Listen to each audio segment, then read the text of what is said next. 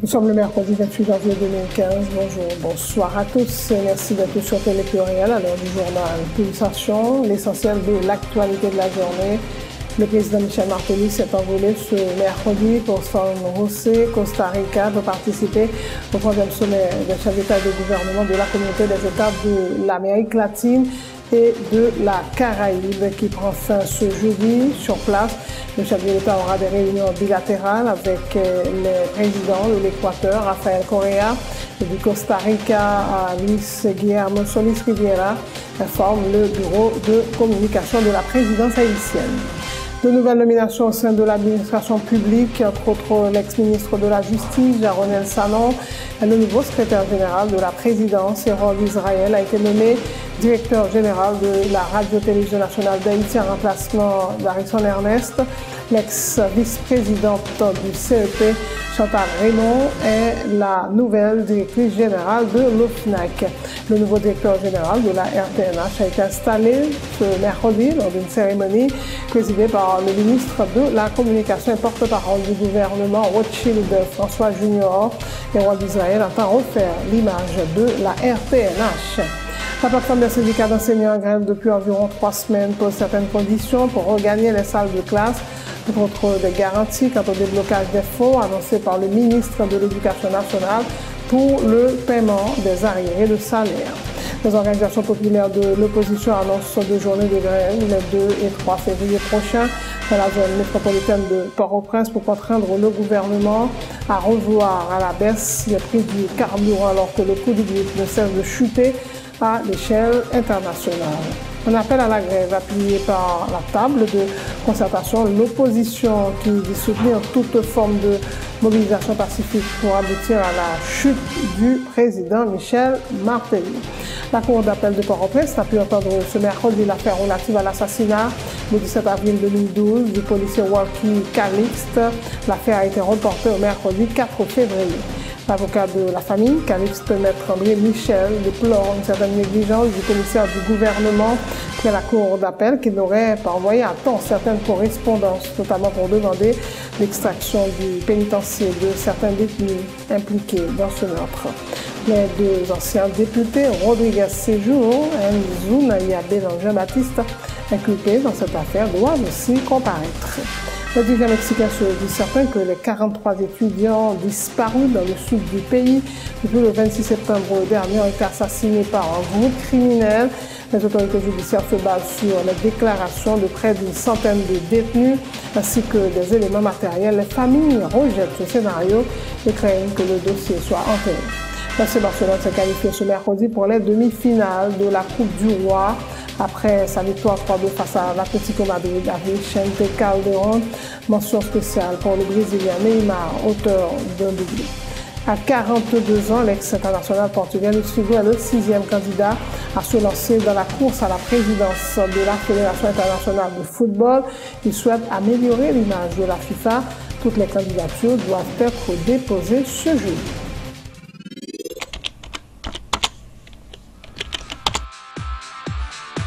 Bienvenue dans cette édition d'Information Pulsation, l'essentiel de l'actualité de la journée. Merci de votre fidélité. Bienvenue dans ce premier numéro de Pulsation Week-end.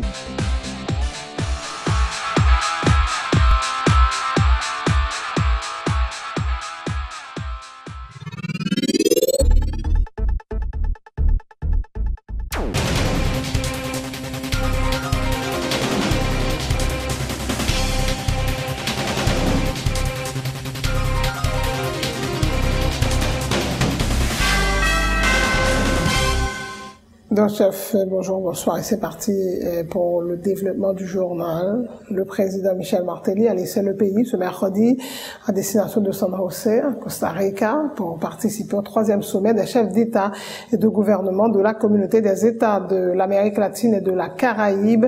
C'est là que les 28 et 29 janvier, le chef de l'État profitera de son séjour Costa Rica pour avoir des réunions bilatérales avec les présidents de l'Équateur, Rafael Correa, Costa Rica, Luis Guillermo Solís Rivera, annonce le bureau de communication de la présidence haïtienne.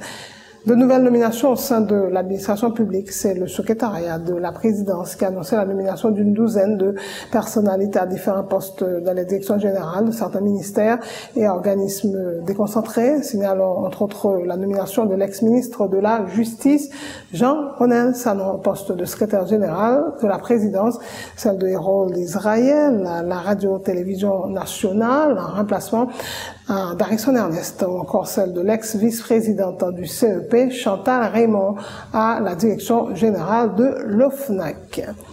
Le ministre de la Communication et porte-parole du gouvernement Rothschild, François Junior, a procédé ce mercredi à l'installation du nouveau directeur général de la RTNH. La cérémonie s'est déroulée en l'absence du DG sortant, Dr Harrison Ernest.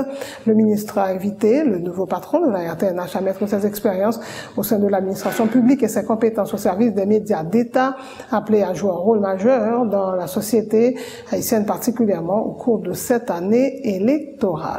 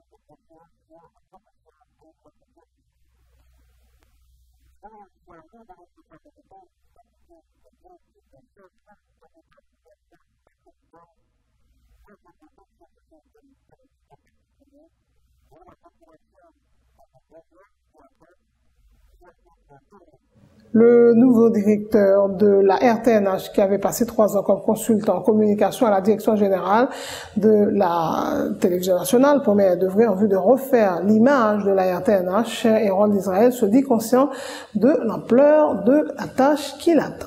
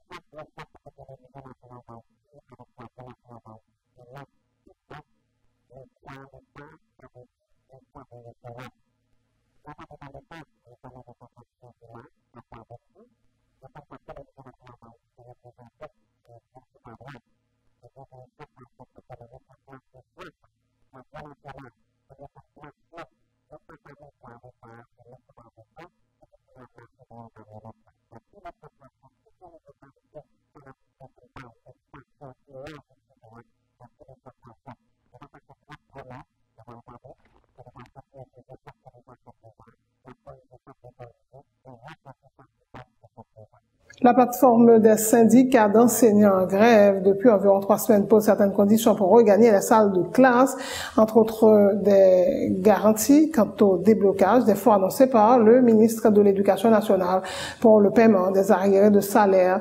Les enseignants veulent aussi que Nespi Maniga s'engage à nommer, suivant un calendrier précis, les milliers d'enseignants qui travaillent depuis de nombreuses années dans les écoles publiques alors qu'ils n'ont toujours pas été nommés.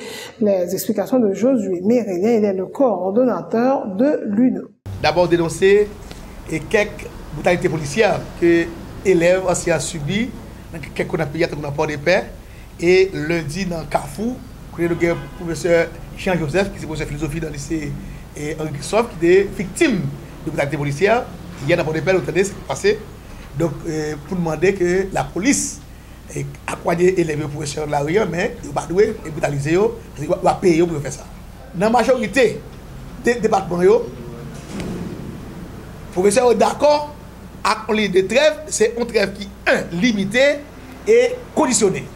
Par exemple, le ministère a parlé dans le côté de 4,5 milliards de gouttes qui sont débloqués, ils ont cherché pour résoudre le problème arriéré salaire professeurs et qui sont copiés et psycho. Ils ont dit que deal là c'est une vague, il faut gagner un délai pour dire dans quelle période de temps comme ça disponible. Question par exemple 4 assurance là. Mais ils ont dit que travaille sur lui. Ils veulent connaître dans combien de temps qu'est ça disponible. Ils ont une question lettre nomination ils veulent connaître tout pour se qualifier quand travaille là côté ils ont nommé des gens qui pas qualifiés alors qu'ils sont qualifiés qui sont pas nommés dans quel espace de temps tout le monde pour la lettre de nomination. Et ensuite, il y a des critiques sur le discours ministre. Il dit que c'est un discours qui est plus menaçant qu'un discours qui est apaisant. Donc, il y a même, il pense que si le ministre a besoin, il y a là, il faut un discours qui n'est pas menaçant, j'ai fait là, ce discours qui est attiré, on a un discours qui est, c'est-à-dire, révolté et enseignant. Le sénateur Westia Polycarpe se dit solidaire des enseignants grévistes. Au niveau du Sénat, beaucoup d'efforts ont été consentis pour que ces revendications soient satisfaites, affirme le parlementaire, soulignant que le gouvernement dispose d'assez de moyens pour répondre favorablement aux demandes des enseignants grévistes. Professeur l'école a travail sans pas toucher au travail gratis. C'est ça qui justifie la mobilisation professeur dans la RIA pour exiger que le pays. Et l'autre fois encore, nous avons insisté pour nous faire corps enseignants connaît que le sénateur toujours fait ça capable pour obliger Michel Matéli payer au salaire comme ça doit, non seulement arriérer salaire, mais en plus, faire pile d'efforts pour toujours mettre le salaire de base pour petite échelle dans le système à 50 000 gouttes. Nous pensons qu'il y a l'argent dans l'État pour payer les professeurs. Il y a l'argent pour ça. Il n'y a pas besoin de ces mobilisations. Ce n'est pas seulement mobilisation qui. C'est pas mobilisation, professeur obligé de faire pour arriver à joindre ça au doigt. Moi-même, sénateur, moi appuyé à toute force, moi sans réserve, toute mobilisation enseignante, entreprendre pour rejoindre salaire le mérité et pour le salaire de base là, 50 000 gouttes pour joindre. Mais nous constatons que ce n'est pas seulement le problème enseignant qui gagne. Et le problème enseignant, il n'est pas seulement concerné l'enseignant. Il y a un pile parents qui est professeur, mais qui gagne un petit mot de l'école. C'est pour ça, on pense que c'est normal pour élèves l'école, pour étudiants dans l'université, dans l'école supérieure, de accompagner mobilisation professeur, de joindre une satisfaction aux revendications. Des organisations populaires de l'opposition annoncent 2 journées de grève les 2 et 3 février prochains dans la zone métropolitaine de Port-au-Prince pour contraindre le gouvernement à revoir à la baisse les prix du carburant alors que le coût du brut ne cesse de chuter à l'échelle internationale. Ces organisations appellent tous les secteurs à contribuer à la réussite de ces 2 journées de grève. D'avertissement tour à tour, Lucien Gims et Bolière Semereste de la coalition des organisations populaires. Coalition organisation populaire qui est dans l'opposition, coalition a lancé des journées de grève dans le département de l'Ouest là, avec tout l'autre département qui décide de suivre grève ça. Des journées de grève ça, baptisées Opération Bailaria Blanche, c'est une grève qui a fait contre grand goût, contre chômage, contre prix gasoline qui baisse sur le marché international là. Autorité ici qui continue à priger son peuple là. C'est lundi 2 février et mardi 3 février. Côté nous-mêmes dans l'organisation populaire, dans la coalition organisation populaire, demander tout élève de l'école, parents, professeurs, pour yo chita la caillou, ouvrier dans la factory, patron à pouvoir craser zoa, à tout pisi dans le salaire minimum yo. Et chauffeur moto, chauffeur machine, pour yo porter coller avec le peuple là dans l'opération qui c'est dans 2 journées de grève ça. Bon, syndicat chauffeur moto, syndicat chauffeur machine, syndicat propriétaire tout. Donc c'est eux même qui vraiment concernent les marchands. Et ça fait nous lancer un appel. Ça fait nous lancer un appel avec tout le monde qui connaît ce qui a passé dans le pays. Bon, nous-mêmes, c'est droit nous, en tant que leader organisation de base pour nous lancer. Donc c'est à la population qui sentit les gangou, si on ces zombies acceptent de mourir gangou, si on ces zombies acceptent de vivre comme zombies, mais nous-mêmes, nous croyons qu'il n'y a pas de zombies, nous connaissons ça et donc puisque nous lançons, nous connaissons la population, pas à marcher là-dedans. Nous lançons pour le département de l'Ouest, nous croyons tout le département, il y a protégé pour faire grève ça, ici. Et la table de concertation apporte son soutien à l'appel à la grève, l'opposition qui dit appuyer toute forme de mobilisation pacifique pour aboutir à la chute du président Martelly. Elle annonce 3 journées de manifestation à Port-au-Prince les 4, 5 et 7 février prochains à Sadvolsi de Petite Dessalines et Serge Jean-Louis Dumepod. Jeudi à nous là, pour nous lancer la 3e étape de l'opération Burkina Faso de sa dernière phase. Car 3e phase, il n'y a pas seulement des manifestations publiques là-dedans, à savoir, moun cap défiler dans la rue pour exiger le départ de Michel Martelly, mais il y a là-dedans toute l'autre forme de mobilisation pacifique, telle que grève, telle que toute forme de protestation pacifique.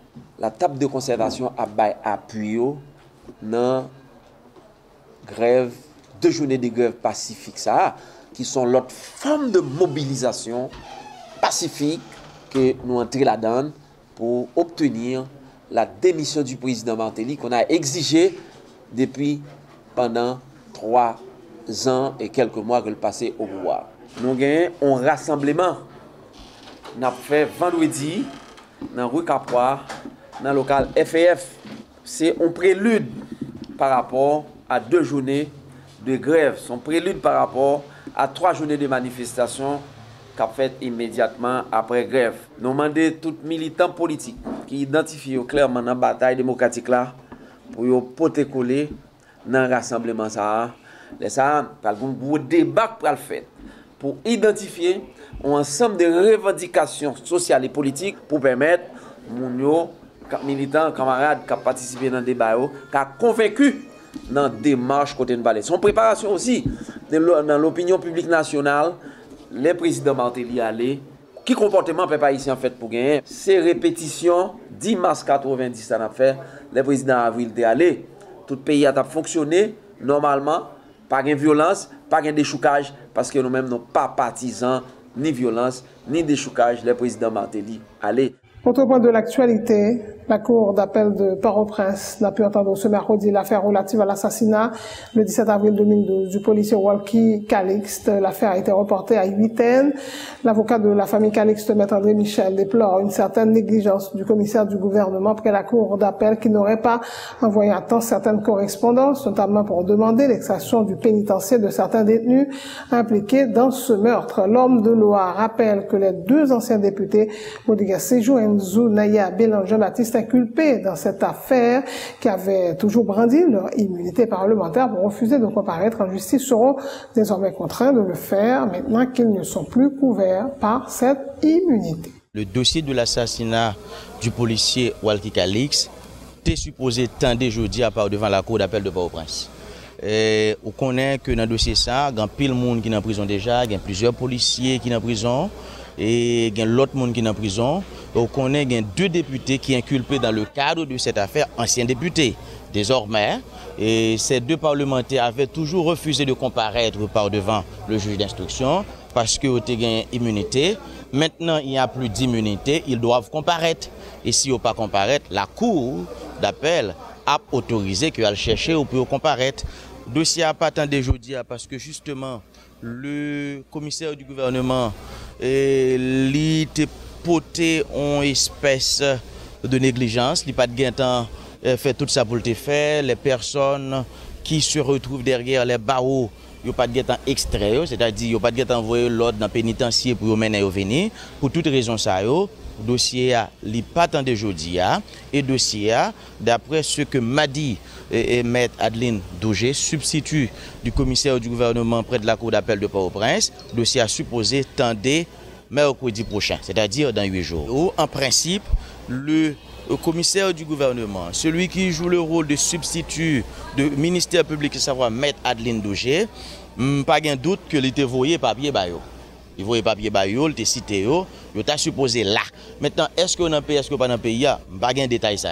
Mais de toute façon, ils seront tenus de comparaître et nous-mêmes nous déterminer jusqu'au bout pour défendre les intérêts de ces policiers et cap victime chaque jour dans le pays à travers le dossier de ce policier Walkie Calix abattu le 17 avril 2012. Même j'en ai défendre tout le reste pays, tout le monde qui est dans le quartier populaire ou dans la section communale, ça c'est notre combat.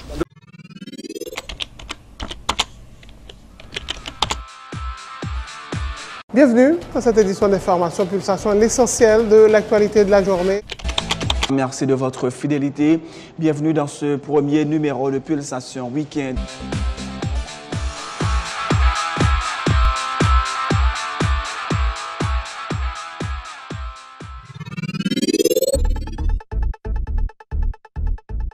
C'est la fin de ce journal, le rappel des titres avant de prendre congé de vous, mesdames et messieurs. Le président Michel Martelly s'est envolé ce mercredi pour San José, Costa Rica, pour participer au 3e sommet des chefs d'État et de gouvernement de la communauté des États de l'Amérique latine, de la Caraïbe, qui prend fin ce jeudi. Sur place, le chef de l'État aura des réunions bilatérales avec le président de l'Équateur, Rafael Correa, du Costa Rica, Luis Guillermo Solís Riviera, informe le bureau de communication de la présidence haïtienne.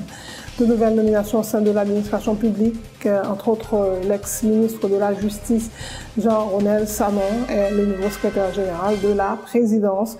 Hérol d'Israël a été nommé directeur général de la RTNH en remplacement d'Alexandre Ernest. L'ex-vice-présidente du CEP Chantal Raymond est la nouvelle directrice générale de l'OFNAC. Le nouveau directeur général de la Radio-Télévision nationale d'Haïti a été installé ce mercredi lors d'une cérémonie présidée par le ministre de la Communication et porte-parole du gouvernement, Rothschild François Junior. Hérol d'Israël a refaire l'image de la Radio-Télévision nationale d'Haïti. La plateforme des syndicats d'enseignants en grève depuis environ 3 semaines pose certaines conditions pour regagner les salles de classe, entre autres des garanties quant au déblocage des fonds annoncés par le ministre de l'Éducation nationale, Nessim Amiga, pour le paiement des arriérés de salaire. Les organisations populaires de l'opposition annoncent 2 journées de grève les 2 et 3 février prochains dans la zone métropolitaine de Port-au-Prince pour contraindre le gouvernement à revoir à la baisse le prix du carburant alors que le coût du brut ne cesse de chuter à l'échelle internationale. Un appel à la grève appuyé par la table de concertation, l'opposition qui soutient toute forme de mobilisation pacifique pour aboutir au départ du président Michel Martelly. La Cour d'appel de Port-au-Prince n'a pu entendre ce mercredi l'affaire relative à l'assassinat le 17 avril 2012 du policier Walkie Calixte. L'affaire a été reportée au mercredi 4 février à 8h donc. L'avocat de la famille Calixte, Maître André Michel, déplore une certaine négligence du commissaire du gouvernement près la Cour d'appel qui n'aurait pas envoyé à temps certaines correspondances, notamment pour demander l'extraction du pénitencier de certains détenus accusés d'implication dans ce meurtre. Les deux anciens députés, Rodriguez Séjour et Nzounaïa Bélan-Jean-Baptiste, inculpés dans cette affaire, doivent aussi comparaître. Dans l'actualité internationale, les dirigeants mexicains se disent certains que les 43 étudiants portés disparus dans le sud du pays depuis le 26 septembre dernier ont été assassinés par un groupe criminel. Les autorités judiciaires se basent sur les déclarations de près d'une centaine de détenus ainsi que des éléments matériels. Les familles rejettent ce scénario et craignent que le dossier soit enterré. L'FC Barcelone s'est qualifié ce mercredi pour la demi-finale de la Coupe du Roi après sa victoire 3-2 face à l'Atlético Madrid avec Vicente Calderón. Mention spéciale pour Neymar, auteur d'un doublé. À 42 ans, l'ex-international portugais Luís Figo est le 6e candidat à se lancer dans la course à la présidence de la Fédération internationale de football. Il souhaite améliorer l'image de la FIFA. Toutes les candidatures doivent être déposées ce jeudi. Merci d'avoir suivi ce journal. Passez de bons moments en compagnie de Télé Pluriel.